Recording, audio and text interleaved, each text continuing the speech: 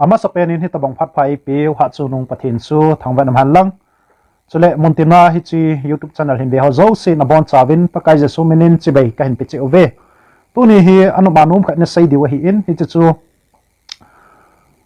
thildang hi lovin Sophie Pauline to boyin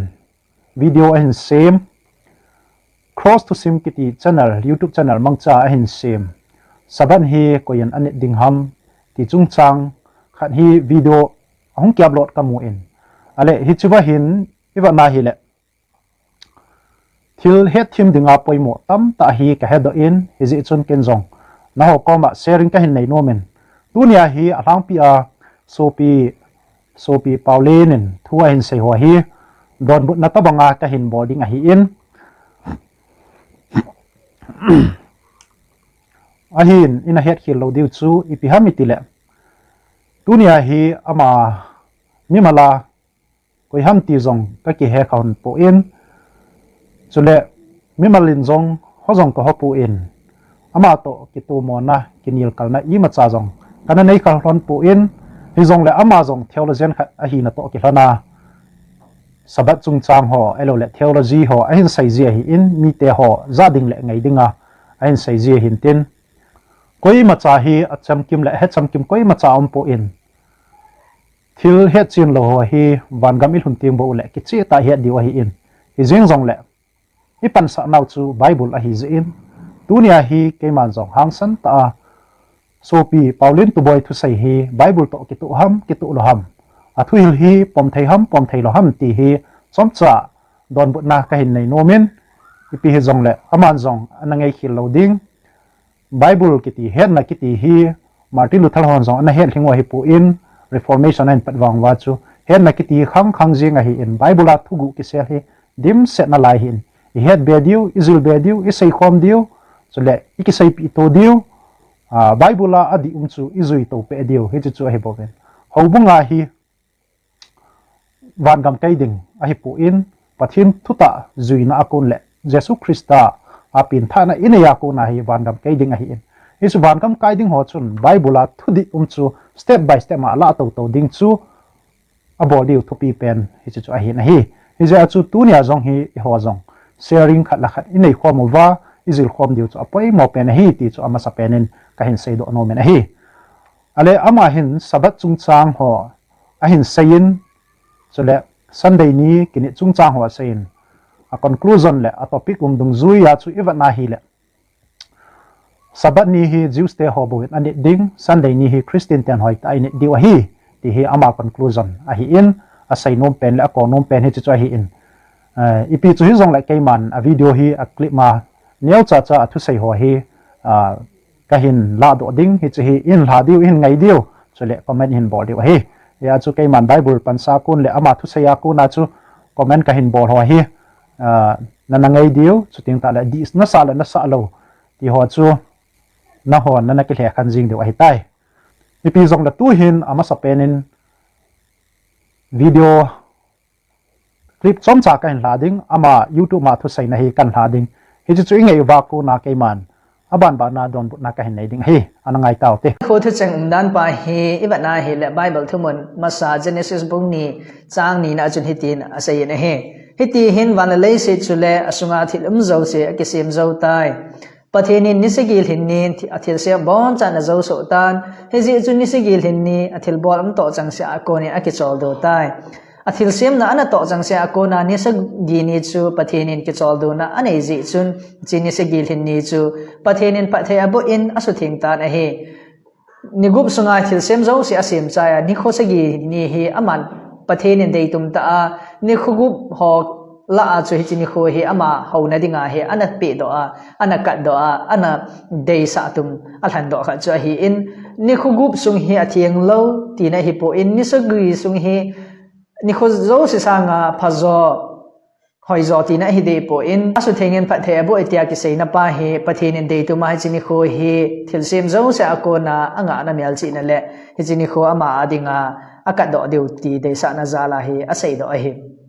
het khel loading in Genesis bung ni chang ni sunga hen chini kho hi mi zo sen ani dinga thu pi nai lo he ale ki pamin athu sei chu heta vel hi chaba hin aman Genesis bung nia a hin sei do hi ibana hi le thil siam chung chang hoi ta na sei na hi thil siam chung chang a hin aman apom jong hi pathin in nigup sungin thila semin ani sagi ni chu chol dunan amangin ti chu apomina hi hi chaba hin so pi paulen hi kapa cha na ma khat awmin hi chu pi hamiti le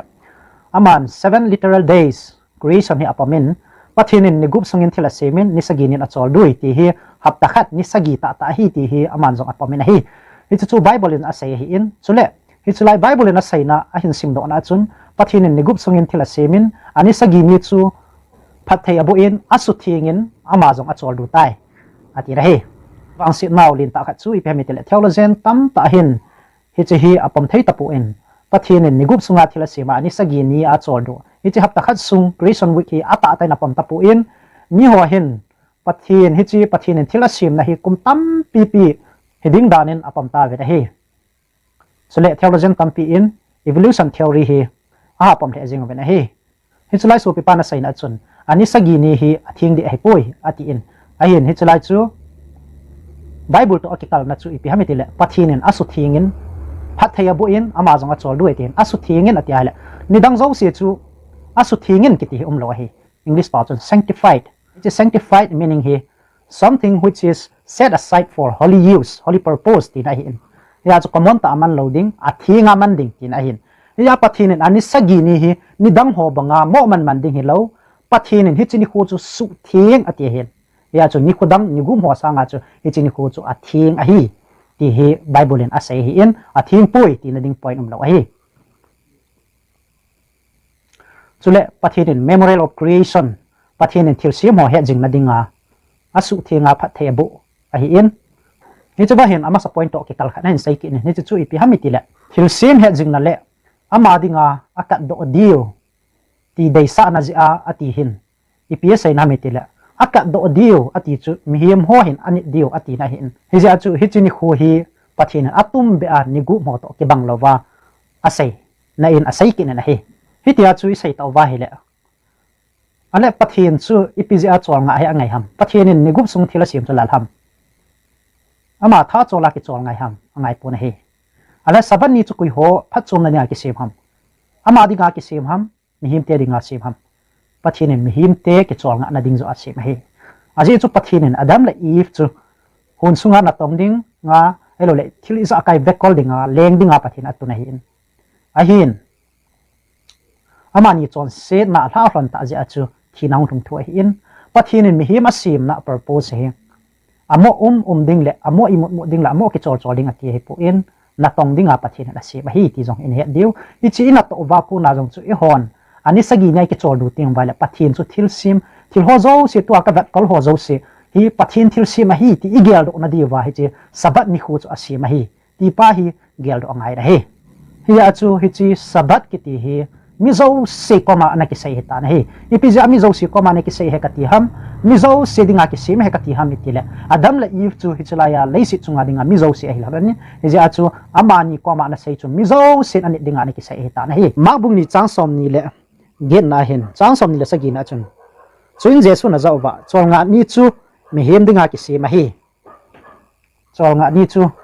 mi hem dinga ki sim hi atia hi le adam la if chi la zo se mi hema peng zo se dinga chu chol nga ni hi uma hi hi ja chu mi hema dinga ki sim hi ti hi bible in proof abola hi le mi hem zo sen ani dinga ki sai na hi mi hem zo sen ani diwa thopi ti na hi hi je like ka jong chu hoi tai na gel thim devin pakai menen ka hin te mo ben hi bible in hitina sai na hi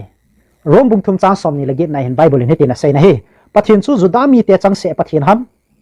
chidang namdang te pathin jong hilo ham tia hi sol cha puren question abola hi in abana chun chidang namdam te a jong a hi ati in mi zo si pathin hai le i bon chawa chani nei so ke i bon chawa pathin cha te ta ve na hi devin pathin in engei lu jio hi itabang hitam pathin cha te sa ta ve ati hin ewa hi holy nation chosen nation royal priesthood akiti in nam pi thing thim puchi tia ki sai chu koi madang helovin tua nang la ke hi na hi ji a chu tu nia hi nang jong mi na hi in ke jong mi ka hi in i bon cha ke pathin cha he koi ma cha ui cha om po in koi ma cha gan hing om po na hi ji a chu e ho dinga hi chol nga ni hi ki pe hi ti hi ka sai do no me hi ale tu hin video clip ani na dingen anabel hitin aban hi ahi le iti phana chu hita bangni khoi he Israel mi te chunga dan thung ki sei khuma sin khoi ani diu ham thupi dan pa he podo bu bung som le gop chang som ni le ni som thum chunga chun hitin akisunin ni gup hin ni le Israel cha ten chang hla chu azat ni mi khat dingin omar ni che alu khom je ve na he hichia bolu chu khopi lam kai ho ahung ova moses a ahung sei pe ting ole moses zong am ho za ana sei pe zen pakai thu pe chu hichi hi a hi je jing ni kho khu thing ta a ki chol do na pakai chol na ni kho a hi tin a sei in a hi Israel in gup sunga hi ama hi theina che alam chom che a hi ama kina ki saboi ding a hi win a hin la ni kho sa gil hin ni hi ama phat chom le ngan na to na thil bol ho a ha kang over pakai kin bol na hi ki ani diwa thu pi ma hem ale hichla hin mana experience hi ain sen ki pam le jeng in exodus ahin amoi zima ko na hong ki to life win bu ki hon po win hi je chun pathin hin van mana pi win van mana pi na wa hin amo hi sinai mola hlun na diu gama gam than la hi ahong po do wa panai pathinen mana van tirte an ne chu ahin pi in hichi mana chu amo hin jingka le pot do wa jingka mata lan pot do wa aga kilo ji dio ni khat ni kham ding akila ji dio hi chule aninga ahong thun ting le friday ni ahong thun ting la hin amo hin ni ne ading sabat ni pumani ading hi akila thau ngai hi awala ko zola mo na hin hi chu ni pi sai ham mitile van tir te ho zong npa hong lo diu ipizena mitile hi chini kho chu chonga ani khu pathinin mihim te ani dio wa ana pi hi in Israel te hi pathinin anaman sa anom hi strict anaman sa anom hi ipizia strict aman sa anom ham itia hi le hi chu sabat kiti hi akhanga anaki heimil sa chu pathinin atha abya Israel te ho hi Israel te ho akuna hi pathinin apoi modan hi ahin hil ki nomji achu thusom api masang uwa patna pathinin sabat ding dan hi phata strict ta ahin hil tan chu hi tan hi hi song phenga dana hong ki jilut masanga patna zong pathinin mihim te kongma hi instruction anapi a thupi ina nei sa hi tuin athumna anabel hitin video clip athumna dikma ana chiu hitin chi sabat ni kho hi a iti a Israel mi ten akhang khanga pathin to akitip naw mel chi na dinga hi ani dewa pakai jin thupi ane hi podo bu bung som thum lakha chang som le sagi achun koi he jong le chol nga ni kho ana tom kite ta pau chu tha te ding hi he jin kho hi Israel pakai pathin ki ka akum kho a kitip na mel chi na hi ding hi podo bu bung som thum lakha chang som le sagi na achun mo si dan thu a kisun sabat ni kho ni dinga thupi hi pakai pathin le ami Israel te to sainai mol chunga kitip naw ane nei do na wa ko na pakai jin chini kho hi ani dewa thupi ane pi a hi chini kho hi pakai jan ami te abam ta hana ahin pui do Egypt gama ko na ahin hu do na ni kho covenantal sign mel chi na lim a hi si hi Israel te in kum khat kum ni kum som sung hi lawen akhanga pakai jin azmi Israel kiti chu atun lai se a bol dewa thupi ma hi chu tia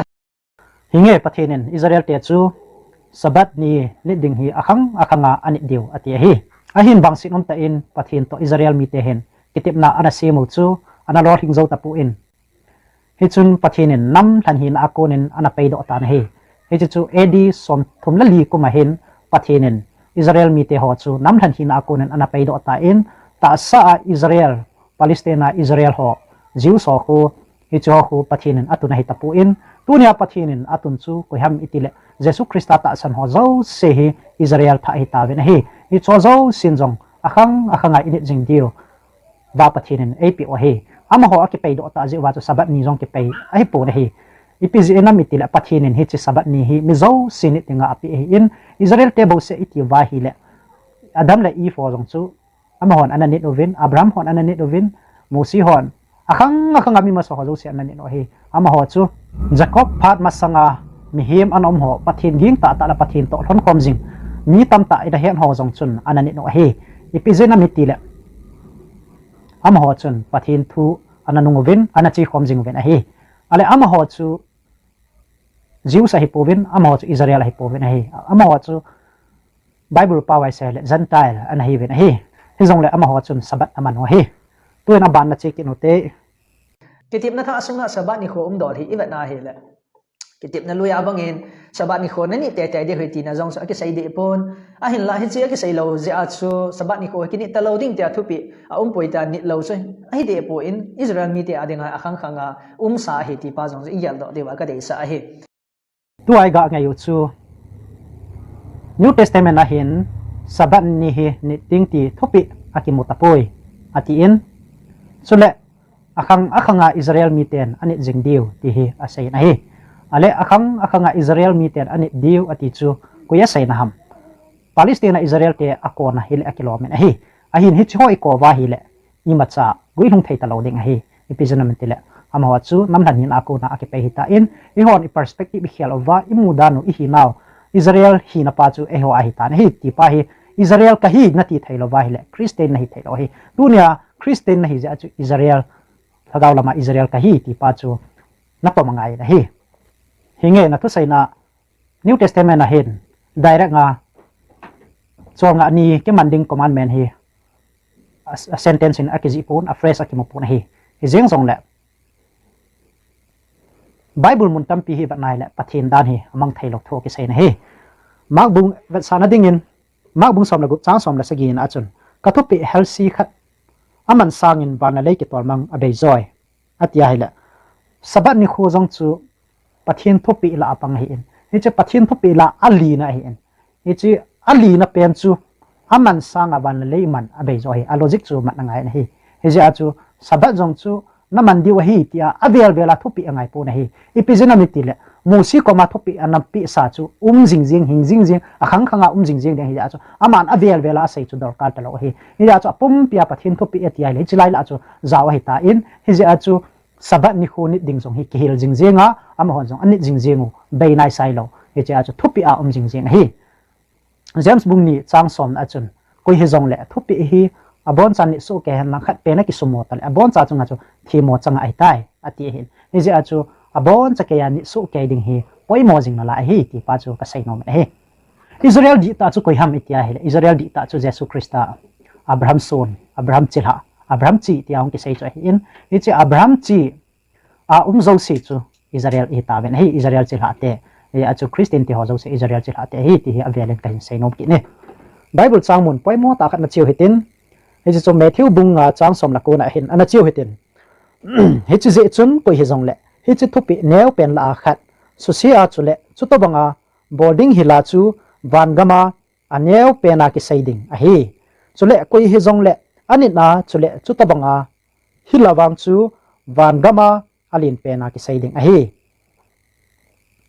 pathina tu thing isim naw phathei bu pi han lang hi chu ba hin ko hi jong le dan thu aneu pen khat su se a chule hi chi tabang su sit na dinga a hi lo ma hi le ati hin tu na hi la na pan kha hi le mi bang se nei ding tu ni a su sia na pan na hi le mi bang se nei ding hi episode te van gama aneu pen ki ti chu van gam na lu ding ti na hi point van gama hi na lo ding van gam na lu lo ding ti na hi na hi koi hi zong le hi chi ho hila ati in a hila pang chan no ma hi in chule a practice ho a ball ho a zui ho chu anun no ma hi ve van gama alin pen a ki sai ding a hi ti so van gam kai ding a hi ti na hin aban video kitip na thale khabu ki pa na thu pha sunga chun iba na hila Jesus Christa la juda holam ka ki ka ki boina len ta khat jing chu sabat ni kho thu do hi a hi van sare en mak su ki pa na thu pha bung ni chang som ni la khat som ni la get sunga chun Jesus ta ki khop namun pi sina go nga chun thilawa pa ana bol damin thagau bo ba pa ana bol damin hi chini kho hi sabat ni kho a hi chuti chun mak su ki pa na thu pha bung ni chang som ni la thum som ni la get sunga jong chun Jesus sai zui tian sabat ni kho a lo lai alam ha wa chang vui a lo ha ji wa Jesus holam kai ho in Jesus la sai zui te amo chan nau chu akimo in he Jesus te chon na sabat hi anil kala ado da la hi po in a hin la juda holam kai ho in amo ho polam mit mu ami te akona thim chan ding ngai to mai mayap mo si dan thu ha mo dei dan ta a kilam hin na ani pau sa pho sa la hi chulai point na hin athu sai hi ke jong kapam the na hi epizena mitile Pharisees wa hin pakai Jesu Christa hi nil khup na ding an hol jing Kevin hi chuna bana chun am hon sabat ni hi iti anani vam iti a hele ni ho chung chuna khwai ta ni ding hi chini khwai ama ho hin thilgi jong dop loading lampi khu chan chan jong zo loading kilometer za za ham zo loading lam sao zo loading ti na hin chule en jong ngol te te ding yo mai jong ti khu loading ti ho hi am hon a chi pi wa hin chule ada dam lo lam panga ala lo ma jong la pho do lo hi epizena mitile hi chi ga ki thu pi hi chi thil ga bol ho chu chon se dana na to dana la uwa chule ni phiam khat mi phat chum na dinga thil ga bol he jong le ni je chu amawan ana chi pi lo hi sabat su ke dana na la hi in a hin la jesu christian hi chini khu hin mi asudam na hi ni chu mi asudam hi farisi sort amu vin hi le amawa hin lungpham ovin ipizia ichi ho hil pa hin jesu hin ipizia chonga ni hi asu ke tam tia hi amawa hin accuse na bol a hi vin hin la jesu christa hin farisi son alung tum hon alung put ho cha hesu kein hi chun jesu christa in ichi farisi so lu put chu adai lo ja cha ama ho cha hi la hi na farisi so ko ma chun nang hon ipizia ke hi nei hil gun ham ke ma hi chonga ani pakai ka hi ke ma sim pa ka hin ke ma anei pa ka hi in ke man kan ni he adi zo hi no ni chu di lo hi chonga ani thil pha bol ngai hi ati na hi ja chu chonga ani ki ti hi mi ki thopi na ding thil pha bol na ding zo hi in burden ni ko hi po hi tia asai na hin ke man kan ni bang ban ni diwa hi tina zo a farisi so cha hi la hi in aman hi chu ba hi sabat ni khu chu poi mo ta poi tia asai na hi po na hi sabat ni khu chu apoi mo ja chu adi ta man ding dan pa zo cha hi la hi in sabat man ni khu hi christian hon nan man ta lo diu ai lo le hi chi hi poi mo be se ta lo hi nanuk nom ni khu na man theu hi tai ti a pon hon anei na hi po na hi pathinan aman ding dan zo cha hi ta hi la ke man nei ta san wa hi le ka thupi hin ni diwa hi hi chu thupi chu chol nga ni zong hi hoi ta na ni diwa hi tia anit ding dan pa chu alam hil zo akomu zo hi ti hi chan hin na seu hi te ala aban point ana chikin hoiten chule jesu he sabat chunga lenga hi in pakai a hi achutia hila sabat ni ko sanga thupi zo jesu christa chu a hi christian ti adinga jesu he ikichol nga na isabat u hung hi a hi hechi thumun he hebrew bung li chang khana pana somsung kolase bung ni chang som le gup sunga hin a ke seijin a hi ama chu ikichol na isabat u hung hi a hi ja chu ama ta san te chu mosi dan thu noya ke bul fu a mosi dan thu chu zom ding hilobe jesu christa a mosi dan thu a goi hlun ta je a chu jesu christa a hi zakaya samke ma hitai ti pa jong chu isei da o hi a je a chu jesu christa ma ta matthew bunga chang som le seji som ni sunga chun dan thu su ke ding la dan thu do dal dinga hung ka hipon dan thu bukim sa dinga hung ka hi tia asei lo na pa chu ketip no loi dan thu zo se mo si dan thu han lang thim ga wa na sei do han labu sunga dan thu ke mo zo se jesu christa a cham kim sel a hitai ama hi sabat ni pakai sabat ni leng pa hi in sabat ni pakai hi a leng pa hi le sabat ni sanga cha pakai pa zo chu lo pi zo hi ti hin su pi pai na sei na hi hinge pakai pa chu lo pi hi hi chi pakai pa chu alo pi hi in aman lo pi ta asim ami te chonga ni dinga asim chu sabat hi ama alo pi zo ja chu a sabat chu don da ding ti da hi pu in sabat to jesu christa chu kilhon na hi aman hi chi khom jinga hi pakai jesu christa na don da sabat bo se chu focus na bor the hi pu in jesu christa na zuya sabat chu na don da the hi pu hi amani chu ki khan thei lo hi epizena mi tile jesu christa in ama nung zui ten a ho na diwa ama na sim do hin atung do pa sim pa hi ti chu an hel hitin azawa ka sai ta ma banga chu pharisee so ko ma hi sabat ni kaman dan hi mi ka ki thu pi ho hi nei sin mo hi win ke ma man pa hi a hoi zo adi zo hi tia sei na zo hi in jesu christian pharisee so kom le mi pi ho ko ma chu kanam kol zon hi pu win lang ke ya kunin ki helun ati hin ala pathina kuna ki hilding ti chu ipi hamitel aman ani dan pa le aman dan pa aman a chipi dan pa akuna chu ki hilding hi chi formula pa zo chu zuiding mi hi min a phutu pharisi so na phutu dan za no chu cho chu pe tha ding hi ta hi ji a chu jesu christian ke ya kunin ki hilun tel tu ni ho ni vat ton diu chu ko ham na church leader ham na pastor ham hi pon he jesu christian na bol pa so nga ani na mandan pa chu tu ni a zo ki hil na diu hi lo ham tunia ama khonung izu yuwa ama nam kolzon pu yuwa ama ki hilding yule ama banga chong ani iman diu chu thupi hi na hi chule dan thu subul dinga methi bunga na in saina chun dan thu suke dinga hong hilo thim gau thu suke dinga su se dinga hong hilo asubul zo dinga hong ka hi ati in hi chi asubul ding chu fulfill akiti in english pa chun hi cha fulfill chu mi tab ta hen ala dan elo la su pe pan zo ala dan hi iba na hi la hi chi bulhit na chu jesu christian imazo si mi himin abot cham kim theita lo ja chu aman imazo si hung pa imazo si hung zo a hi chu mi him ten bor ngai ta lo ti danin ala in kamon hi a hin lai chu chui thai lo ding hi tu nia hi pathin tu pi mang thai lo hi iti bang chun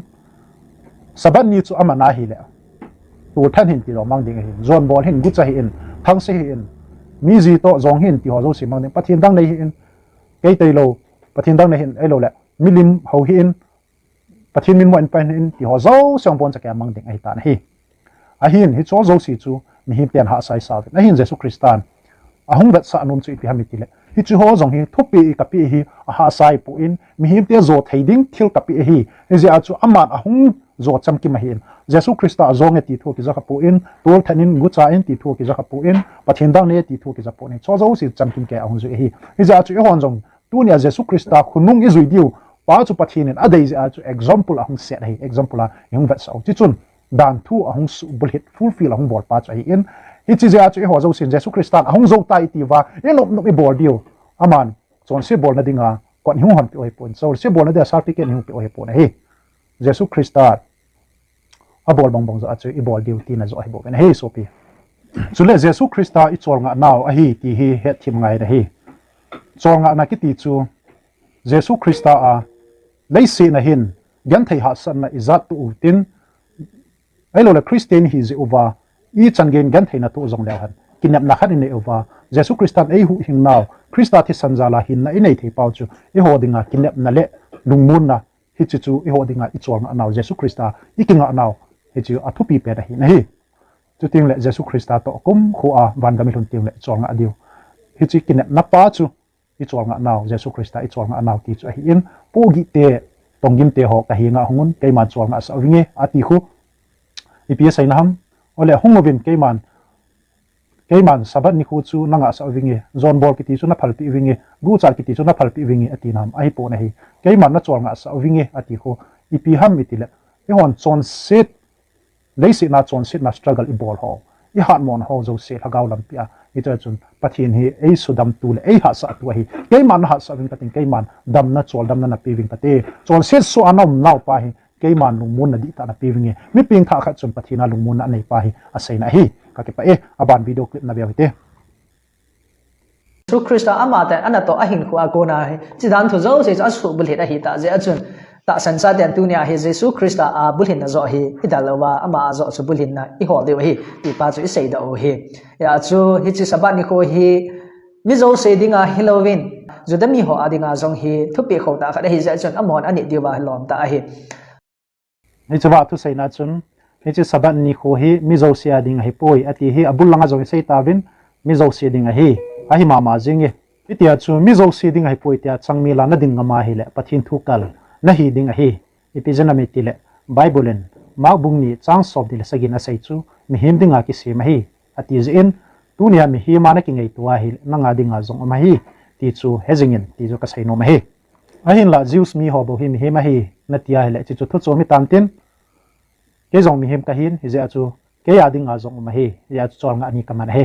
sabat ni kho to kizuya thodo phaba sei ji dewa ka dei sa hi pakai ni kho dol pa hi a hi mitam pi in het helu khat hi sabat ki ni ta lo ja hi he che pakai ni kho thodo ne ni kho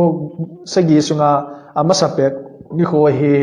ini dano sabat khela ki ni danin ngai to bin bible thumuna hin sabat hi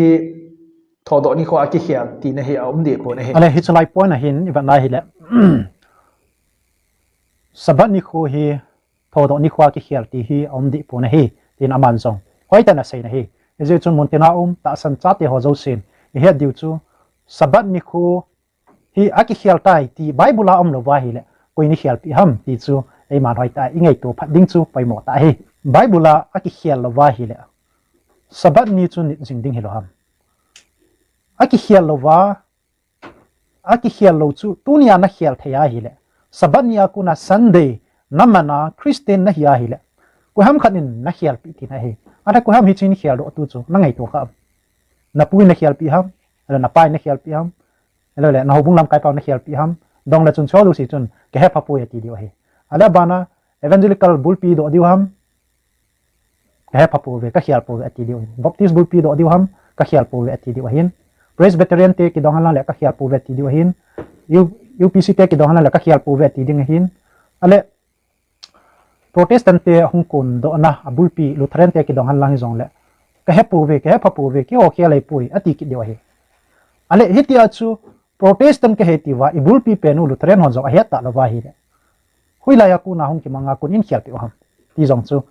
gial kham se nai ta nei hi ja chu koi ma chadang hilovin Roman Catholic ten ain hialova hi chini khupa chu i hin zui pi otin a hi Protestant hivin Protestant Christian iketivin a hin la hi chi Sunday ni ama hon a hin hial chu Bible la jong ki hial poi tia i sei tho chu a hin ke pa ta ni hon i zui ve ti jong hi kain sei nom na lai na hi a hi lo jong le ni chi hi thiam khana ti ho bungin ka hin phu do he evangelical hon ka hin phu do he tiam khana na sei ngama hi lawang chun Roman Catholic te history zo si na hial chai ti na hi na hi ya chu Roman Catholic te history na hial chai na sat angai ja chu tu ne nangin i ma cha na sei thailo ka hial tai tia claim i ma cha na bo thailo he ale aban hi ana chi ki noi Matthew bung som ni lege chang khat Mark sut ke pa na tho ba bung som le ni bung som le gup chang ni Luke sut ke pa na tho ba bung som ni le li chang khat John sut ke pa na tho ba bung som ni chang khat sunga chun tho do ni kho ma sa hap ta khat sunga ni kho ma sa pen hi tho Jesu Christa thina ko na a tho do na ni kho ti pa hi ki chi ta mu do the hi ke pam le jeng ye eloi pawin hi chawa hin tho do ni khu chu gospel account wa konin aman abunga chang ho an sim do in hi chu Sunday ni khu hi ani sagi a hi pu in ani khat ni tho do ni khu hi tia Bible chang in ki che ta sai na ho chu a hi in tua i hon calendar in ai khai ho hi ve jong la chun first day of the week hapta ki patna ni khu chu hi chi Sunday ni khu cha hi ti pa hi aman jong ki chen ta na he in ki pa me na he ya ji ke achapam hon jong asimo chu which is the first day of the week ati wa hi le Sunday is the first day of the week tin jong ji ke asimo ve na hi je achu vanoi le si pum pin jong apom chu hi na hi chi ni sagi concept mi hoya ku na ham mi ta hi le Adam le Eve Adam ho na ku na pathin na hin sei pi chu hi chu hung chi jing pe hin pathin rutin hi ale tha ho hi tha ani som thum ki ti hi kon ai concept man le ham pathina ku na hi in kum khana ni za thum la som gu ki ti hi hoya ku na hong ham pathina ku na hi che concept ho chu hung son son hi bo ve na hi le si na ni him hon koi ma chan hi che ain phu do ai po na hi video ban ana che kin hoiten chini kho hi sol cha ma sa hon ai lawal ho bung ma sa ho in ke khom khom na pakai an zon chang ha he bal ni kho an nei jing khadu chu a hi ba saren x bung som ni chang sagina chun chu in hap na khat hap ta ki pa ni ma sanin chang ha he bal ding in a ke khomun a hi la pol a jinga che ding a ke go jin amo cha ke ho lim pin khang kim ge jin sot ta thu a sayin hi chi zan hi Bible scholars ho in Sunday ni zan hi ding in ta san na ane ve ne he first ale it's a live video clip mai mu chu a sai na chun Sunday ni first day of the week hi ta san cha te hon ele Christian hon ki khop khom na le chang ha hebal na ho in ananei jing ve ti hin ana sei na hi a hin la uve ananei jing uve ati pen chu adang hui lai mu na ana ki khop khom wa chang ha ana hebal jing ham ti hi evidence ong om po na hi a hin la he diu khat chu ti ham mi tia hi le hi chulai ex bung som ni chang sagi na hi chulai mun bo se hi Bible a Christian te hon Sunday ni nima san ni a hi chang ha a he balo ai ro le ki khom khomu ti thu a ki sei nam mun khat bo se chu a hi na hi ale hi chi hi ipizi a ki khom khom ham ti he ngai ta na hi chi je a chu Sunday ni man hi hung ke pan ham mi tam tan pan sa nan la rin ve tangu Sunday ni hi chu wa hi sol cha te ho sei ju te ho jong an ki khom khom hi la hi ja chu tu ne Sunday am hon am ni bom ba hi hon ni no hi tin pan sa nan nei ju na hi jong le hi chu ipi ki sei na hi tu nia hi na he them ding hi hoi tan ngai lang hi chi a thu simum dol hi wa na hi le sol cha pol le dr luk am ho loi hi troscopia hi farewell manga ga che ta ben a last pen ading aga che he ta ben hi chu wa hin farewell meeting aga nei na wa hin sabat ni amango vet hi chi sabat ni aman na wa hin ni ha lang ahung hi ta in Saturday ni ha lang chu ni sa ahung thum ta in hi chu wa chun amo hi an ni chang tha he building a ki khom ve ati hin chule aban chu simla chun thau mai ho ki ba in ni ha hi a ki khop naw hi ve la chun ni ha hi na hi ipizi ani ha hi ham ipizi ani ha chan chu ki khom ha mi ta hi le sol cha apol hin hi chi ni khu sabat ni a chu a ki khop zo wa thu a sei le ge hi ta ra hi azinga a chi ding ta ji a chu azinga khul jin ding ta ji a chu ama hin pha a hom thobe sa thu a sei le amo ho jong angai nom be se owa hi angai nge owa la zan khang do ai tar hi hi chin ni khu chu Saturday ni nila tu lai pau bai sima le Saturday nila ai in a hin hi chu lai Bible phat lai ya chu New Testament phat lai sol cha pul ho phat lai ya chu hi chi hi first day of the week akiti lo na hapta ki pat ni ma san ni akiti lo na chu Jews te ho ama ho phat sim dung ju ya chu ni sal huma chu ni khu ke pan hai ta hi ya I hon tu Saturday evening iti penu chu Sunday ke pan hai ta hi hi ja chu first day of the week hapta ki pat ni ma san ni huma chu hai ta hi hi ja chu chelai ka chu het thim de ai sabat ni aman manova hele Sunday ni chan aman gal kayo tin a hi in early part of Sunday dark part of Sunday tin a hin dark part hi masa a zan masa a abana sunu ka ai in Bible ni ko sim dung ja hi zan masa sunu ka ai je achu Saturday evening iti penu chu Sunday ni evening a hin ichi Sunday ni zana chu amawa hin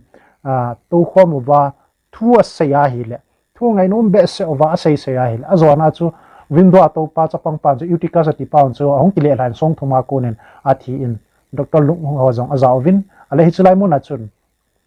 hi chu ba chu miracles kan ho min so cha pu ni cha pang pa chu pathi ni nga ta na hele pathin a hin na hi le pi kin hi hi chu ba chu Sunday le sabat chung chang kinil na dinga document jong hi pu in hi chi akisut na pe ni ipi hamitila hi chulai mun a cha pang pa uticas athia ko na indan thuma ko na akilel ha pathin na hindo sa kin miracles pa chu ke ko na zo ai bo wen he hi chi hi Sunday ni ko a ana ki khop ko mu wa chang tha ho ne he balowa pathin ana ho ko mu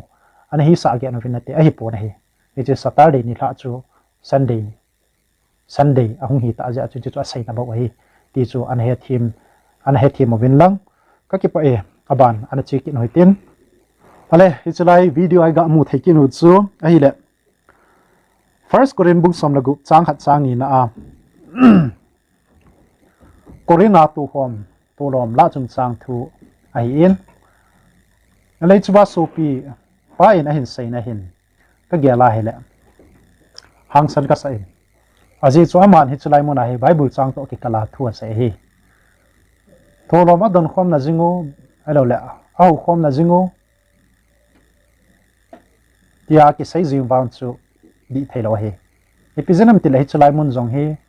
a context he na ngai na he nyau kha jong he study bola chu le sai hi phaham kati da na hi ain lai chula he study I ma cha bol lo be a ama lung ngai to dan le asu to dan ho ain mo he do jing wang he pa chat wang ka sabe pu na he aji chu Bible thu he pathin thu a hi in eman ilung ngai to le ilung su to akilom lo mo sei ding ai pu in pathin thu hi hoi ta a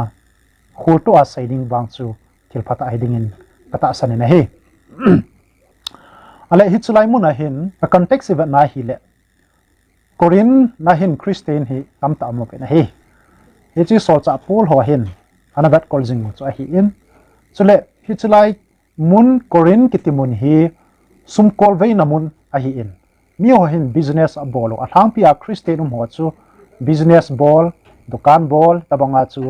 hi vin alam ho hin Sunday ni la hin dukan hon pa jiwa business ke pat na hapta ke pat na hin chu business pat jiwa hi in sule Friday ni la si la hin sum hi asim jiwa hi in Friday ni ahung hi ting la hin amoy sabat hi ta ji a chu ai account ho chu elo la asum bom ho chu asum ho chu calculate in macha bol lo vai ta cha koi jiwa hi in nilha sabana hong ki chai tianga hi le first day of the week hapta ki pat ni masani chu hong hi ta in hi chi tiang la chon amo hen sum ho chu hoi ta calculate a bol jiwa chule a hop tu jiwa a ki man na ding dola hop tu jiwa hi chi tiang ta la chun mi hi koi hi zong le min a ki phal na kham ana koi do dio set aside na bol dio hi chi sum chu huya chi ding ham itia hi le Jerusalem ma ha sat gan thei thu ho persecution ho refugee ho ama ho chu ki thu pi na dinga sol cha pulen ka hung don dinga hi je in hi chu ka hung ting le nong kai lo wa ka hin la pa thei na ding in na hon sum na sim ting wa le chu ana koi do win tia sei na hin ya chu ke ma ka hung don le le ka hung boi le lo na ding na ho jong ka su boi lo na di win ki jan selen hoi tan na ke phal na ka mo cha na koi do win na ke ma ka hung ting le nong kai lo be a kala a ka pu thei na ding in tia asai na zo ai bovin hi chini khu hi tholo ma don khomowa aki khop khomowa Sunday ni aman danovin isai do ta ben hi hi chun hi chu thai lo hi Bible context hi ibat tiang wa hi le hi chini khu hi sol cha pulin ama wan hi chini khu le sum an koi do diwa asai ni khu zo bo hi na hi satan pa hin pathin thu di imu lo diu hi adai he jing na hi tu hi ne wan hi chu Bible chang chon pan sautin Sunday ni akimang tai vevin hi chlai muna jong hin tia hi seiwa e hole hoi ki le bala satan pa inui sa bep siu de hi aji chu satan lep la na hi zein hi chu hi Bible chang aloma kilom ai wanga adi lo hi ya chu adi ta pa hi he thi mo vin lang na he benom le contact ni him bol jing vin ti chu kan sei benom hin ka ke pa e aban video clip na be kin hoiten hi mu do the a hi ki pha chana ho bungin Jews mi te to ki khan ka nga he chini kho hi anani du ham ti hi che na ding ha sa jong le a thang pi a di mo be se loading in AD 50 vela hi chini kho hi pakai tho do ni kho anani pan u hi ta ding in a ki he ne chu ti chung tu ni jong hi chi pha le ni kho kini dol pa hi ho bungin jong ini do ven hapta khat sunga ni kho ma sapen Jesu Christa tho do ni kho ta i het pa hi tu ni jong ta san sa te mitam pi in hi chini kho hi ama ho khom na ni jing u ven he ale hi chwa video a thu ki sei chu ina zata vin iti laya Jews te to Christian te hi ni kho mana na ki khanu ham ti chu estimate in aman ipiham aphat don khat chu AD 50 vel hi di mo be se loading danen ain sei na hi ahin so pi pa ko ma ka sei nom chu hi le approve lo be a ingai dan sei jing hi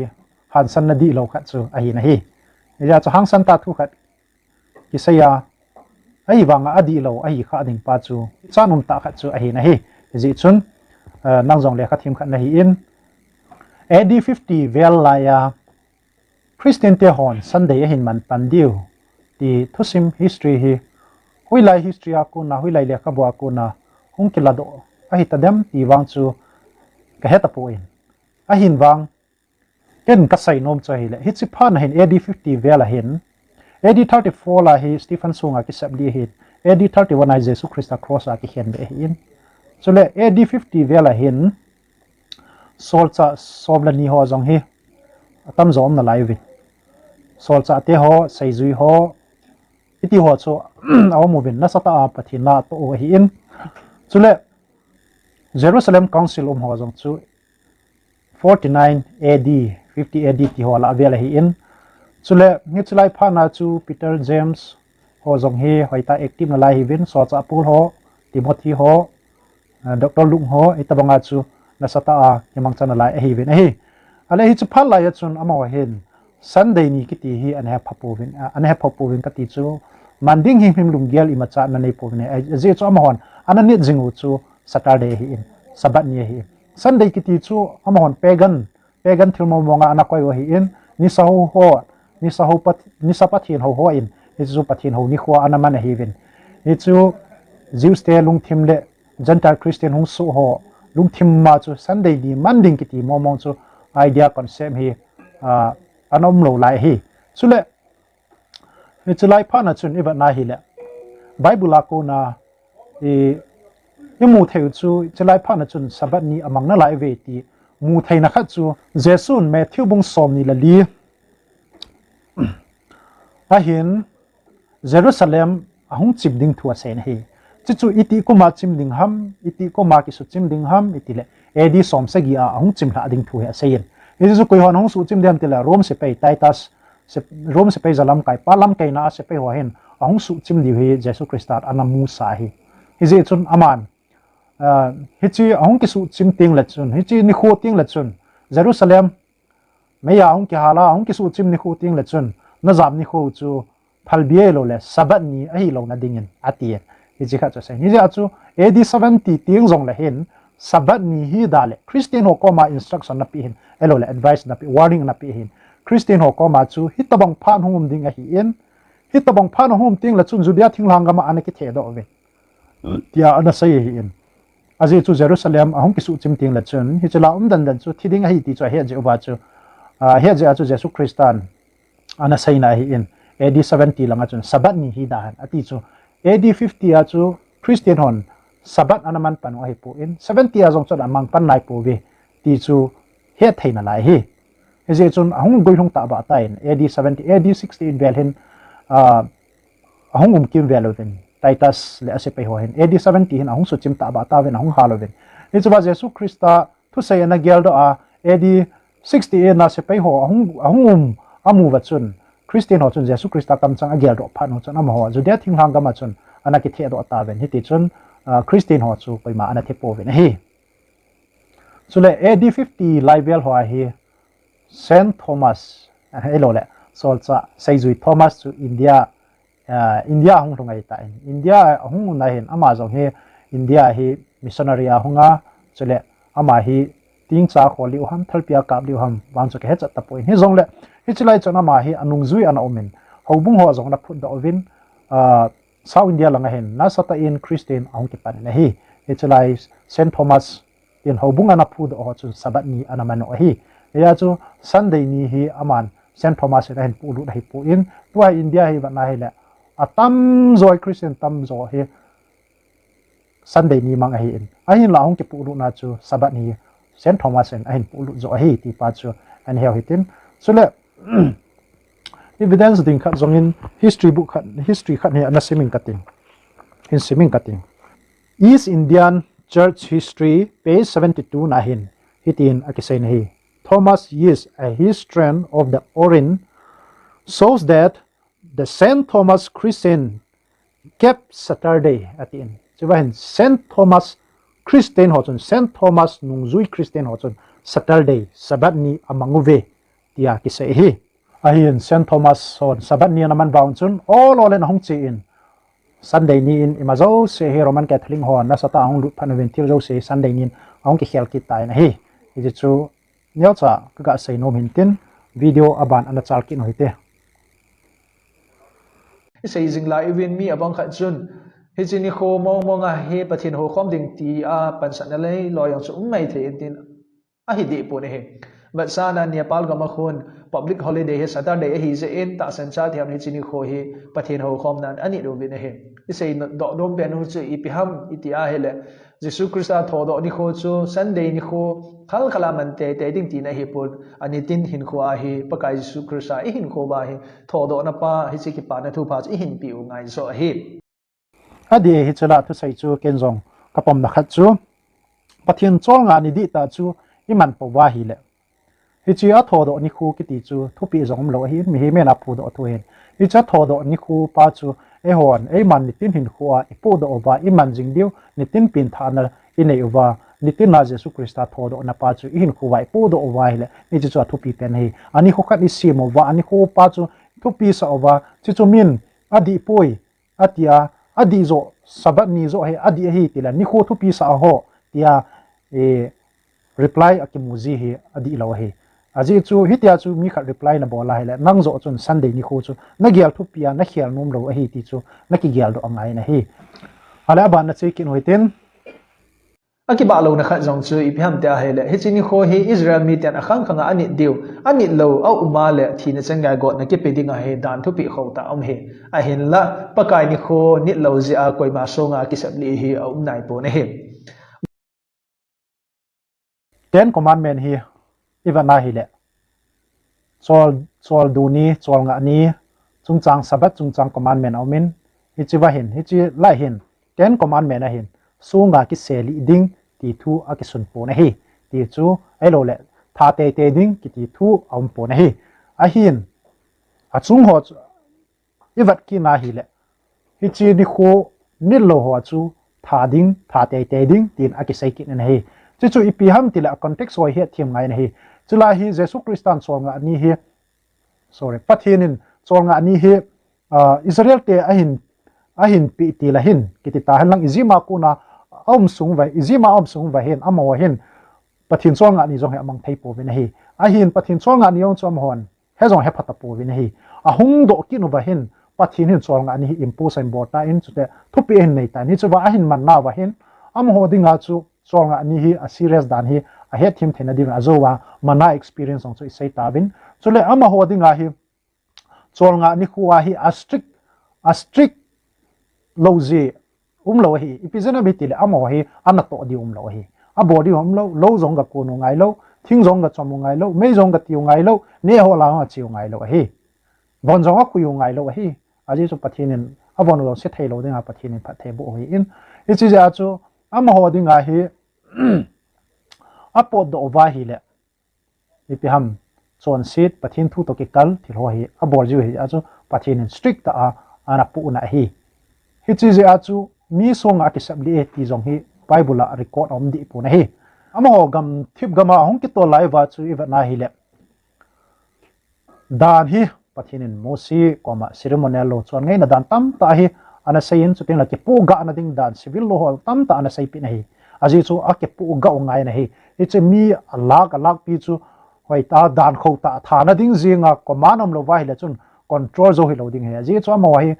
so a ku na hungu alung thimu jong hi gam sat ta banga lungial ane while hi ve na hi hi chi tabang ho control na ding pa chu da na kho ngai na hi ti ong chu ane thimu hitin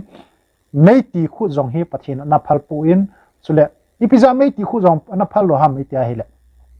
am ho dinga chu buhun na dinga chu mei ngai lo hi mana nu ta ne o hi in iza chu am ho dinga hi mei gati mei ati na diu jong lo thinga ga chom na diu thu jong lo hi am ho ni piza ai cho chu chol nga ni le mei ati jiu ham elo le mei ipiza mei ati jiu ham piza thinga chom jiu ham tel am hon izi ma ko na ahung do wa sanan ke po chu a hian ji vai cho jong chu sabat ni khula chun a hin bor kha dio me ati vai la purpose ding chu bo na hi pu en e ju san asim na ding chu hin chu pathina phalo ja me tio sabat ni ana kha ma hin so le lampi sau ta ga po do diu zo chu i bam ti la mo hi sabat ni khu a thinga chomu ha ta han lang hi le gam na pi ta tan thinga chom ta han lang hi le chi chu amo dinga chu a thing chomu chu dor ka lo hin chini khoi pathin a ho ne diu hi ai long la mi kha chu mi ta mi ho kulpia kul ni kho chun khom ni kho chun apo do lo ni kho chun mi khat bong chu ga po do ta han lang nel hui asa ta leng le hol la chun hung ki vui kha ta han lang hi le kun aga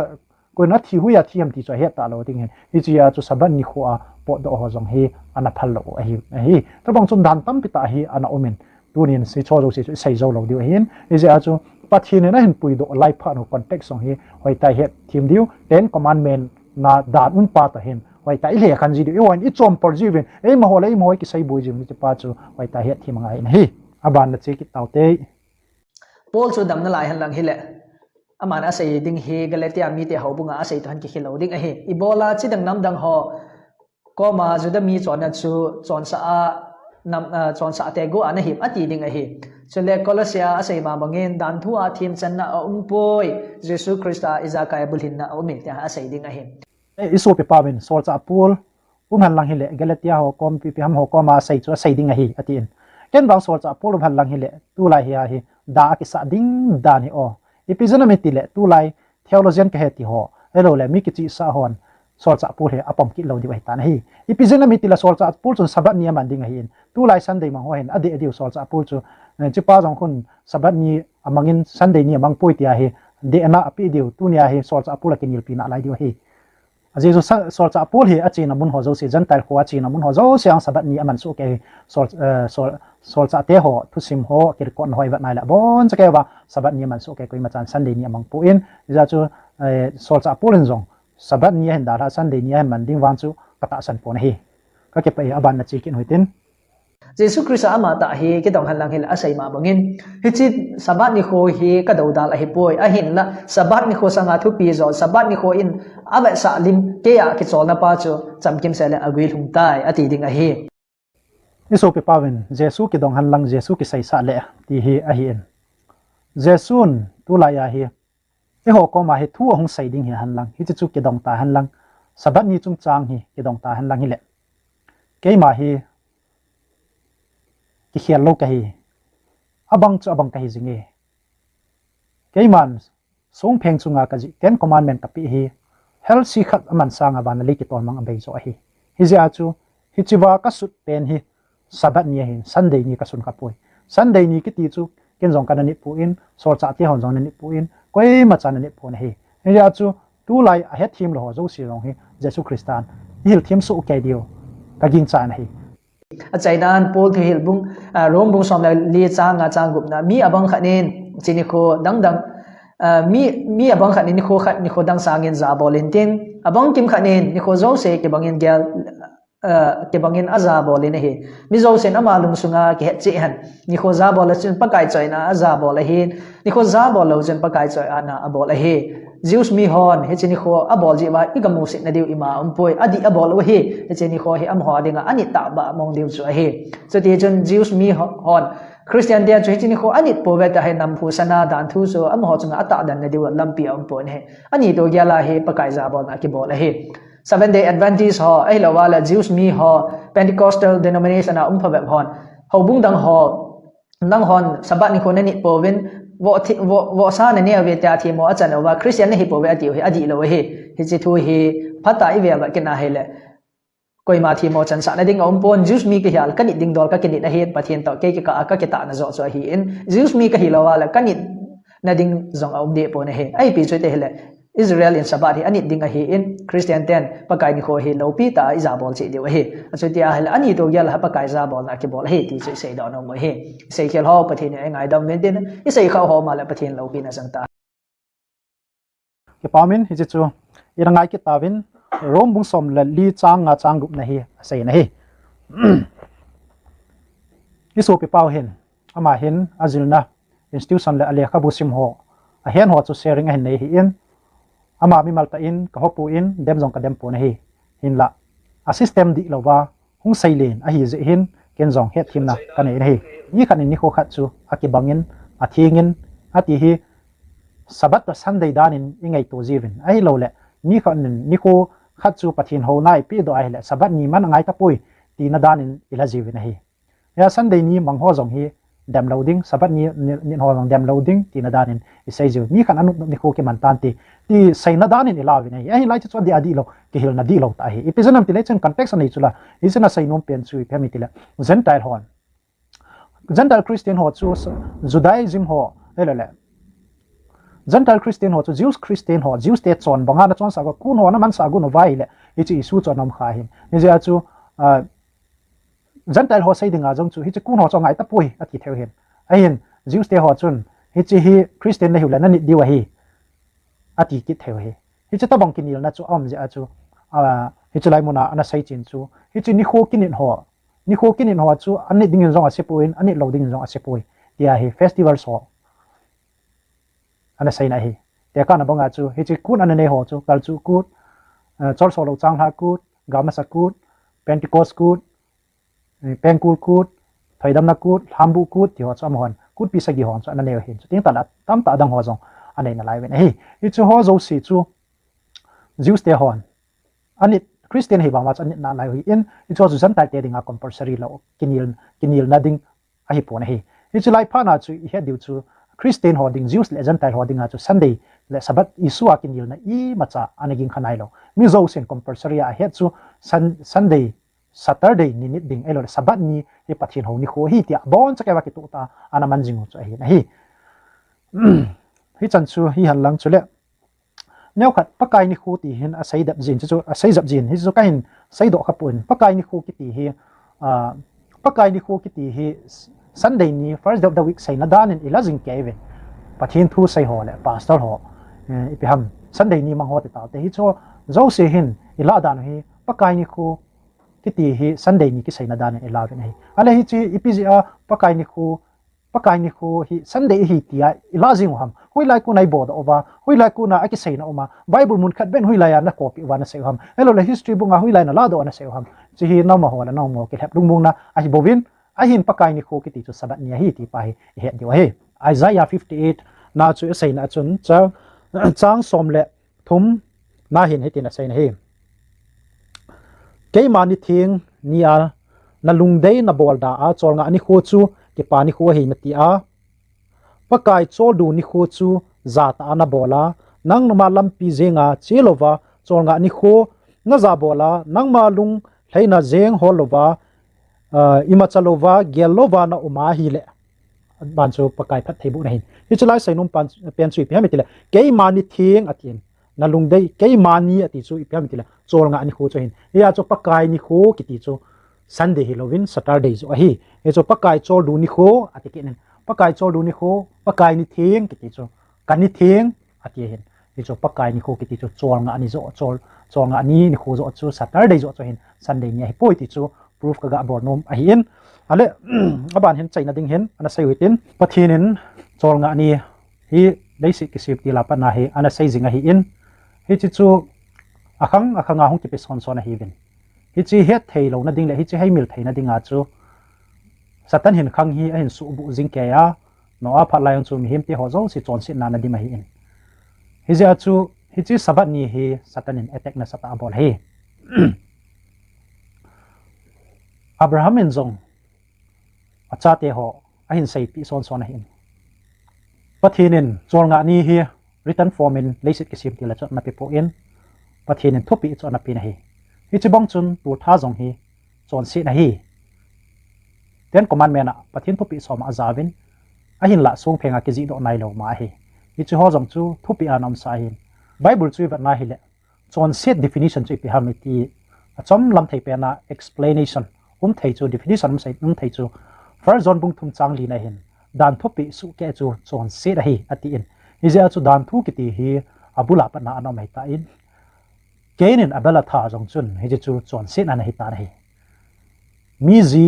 chon pi jong chon se na hi in chule tur tha jong chon se gu cha jong thang se jong pathin dang nei jong hi cho zo se dan soma ana ki pisa chu pathinin mi him te hen se ma hi ana sa hi ta hi hi cho zo se chu ko ham a phai ti ding kiom lo hi cho zo se cho bona chu chon sit pathin an adei lo ana sa ai universal law chu moral law ti chu ever existing ana hi na hi hi ya chu cho hi dan ho he abai tai ki ti ngai lo ti jong ki ti thei lo hi so ki te ho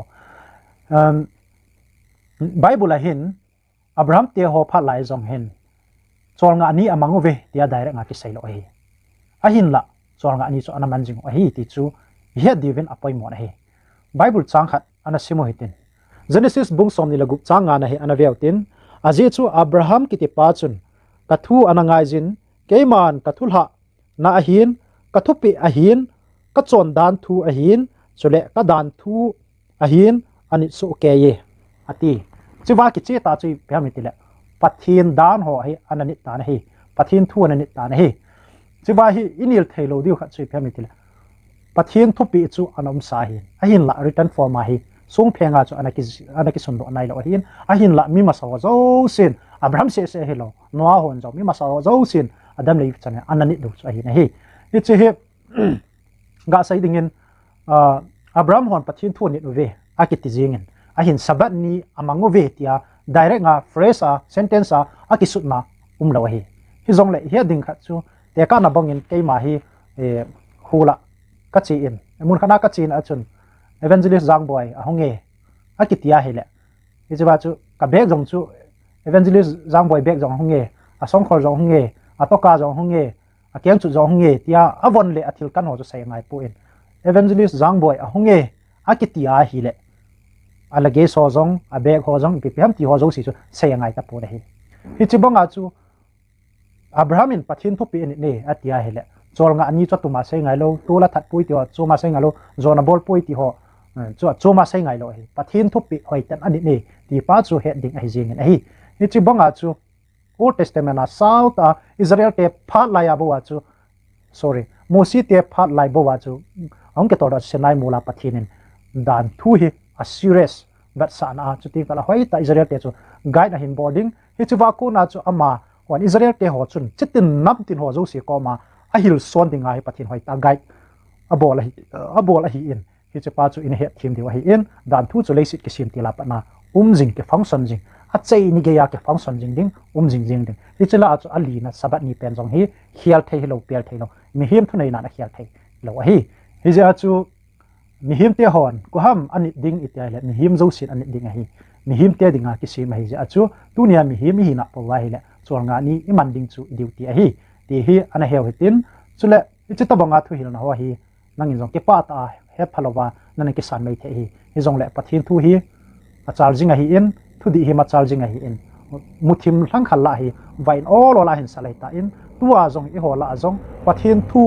adi pa sabat thu di satalin asial gu pa hi Christian tel a jong thung ta in hi chin kho hi in diu wa pathin ai pi hin pathin sei ingai ya pathin chu ingai lu nai le athu pi hoi nge deu hi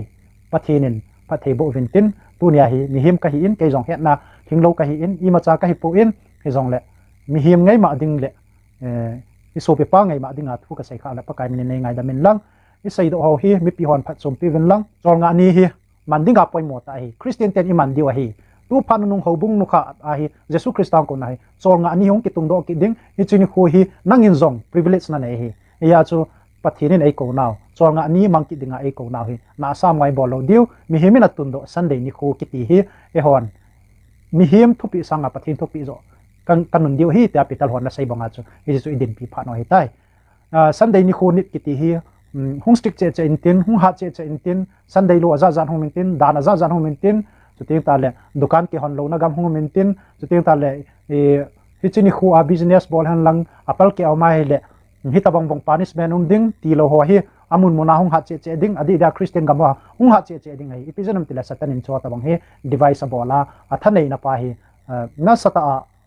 aman apu do no ma hi ji chun I tabang din mun hi jong le pathin thu ngai khala poimo om pon hi ja chu pathin thu pi nin hi mi hi min ato ding kin athu pi pen a hi ti ecclesiastes bung som ni chang som na thumna mi ching pen pa na sei banga chu hi chu idin pi deu hi pathin la bon chawin pathin na bu so ke han ka ke pa